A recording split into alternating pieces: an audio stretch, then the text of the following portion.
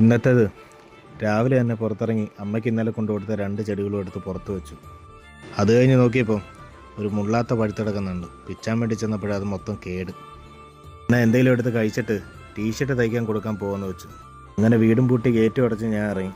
പോകുന്ന വഴിക്ക് ഞങ്ങൾ വെച്ച പോർച്ചുഗലിൻ്റെ ഫ്ലെക്സായത്. ദൂരെ അർജൻറ്റീനയുടെ ഉണ്ട്. ബ്രസീലിൻ്റെയൊക്കെ ഇന്നലെ രാത്രി തന്നെ അഴിച്ചു മാറ്റി. എന്തോ പരിപാടി? ഇതൊക്കെ അർജൻറ്റീന ഫാൻസാ.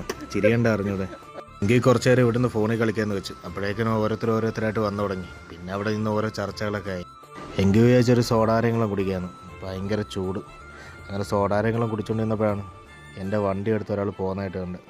കുറച്ച് നേരം കഴിഞ്ഞ് തിരിച്ചു വന്നിട്ട് എന്നെയും കയറ്റി നമുക്ക് കട വരെ പോകാമെന്ന് പറഞ്ഞു. പിന്നെ ഞാനും കയറി. റോഡിലോട്ട് ഇറങ്ങിയപ്പോഴാണ് മനസ്സിലായി നല്ല വെയിൽ. അങ്ങനെ പെട്ടെന്ന് തന്നെ അവിടെ നിന്ന് തിരിച്ചു വന്നപ്പം ബാക്കിയുള്ള എല്ലാവരും കൂടെ വന്നു. പിന്നെ എല്ലാവരെയും കണ്ടപ്പോൾ കുറച്ച് നേരം കൂടെ അവിടെ നിന്ന് കാര്യം പറഞ്ഞിട്ട് തിരിച്ചാൻ വീട്ടിലോട്ട് പോയി.